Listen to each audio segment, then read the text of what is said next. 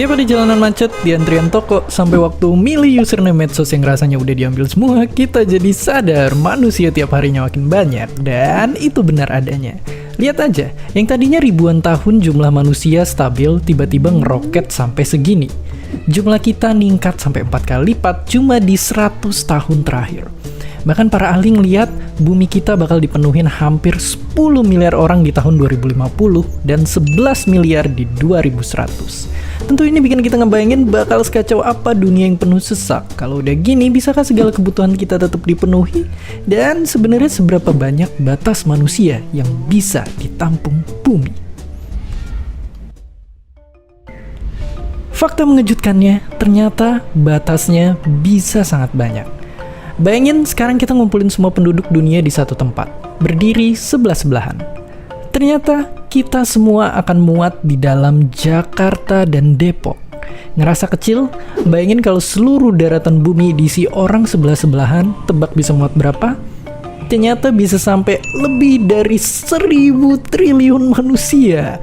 Ya, bumi itu gede banget.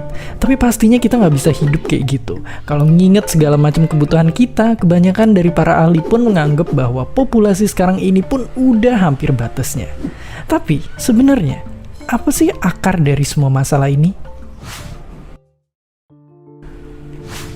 Pendeknya jawabannya adalah keluarga yang punya anak terlalu banyak.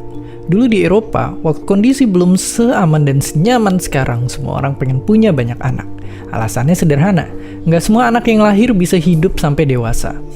Tapi sejak revolusi industri di abad ke-18, apa-apa jadi makin gampang. Tingkat kematian anak jauh berkurang, dan dari sana, ibarat api di padang rumput, populasi membesar dengan sangat cepat. Meledaknya jumlah penduduk emang nggak berlangsung lama. Semakin bagus kualitas hidup, orang pun makin sadar nggak perlu punya banyak anak. Tapi itu di Eropa, banyak negara lain kualitas hidupnya nggak meningkat secepat di sana, termasuk kita. Tahun 1800-an, boro-boro revolusi industri, kita masih ngejalanin tanam paksa. Makanya sampai tahun 1960, rata-rata orang tua di negara kita masih punya 6 anak.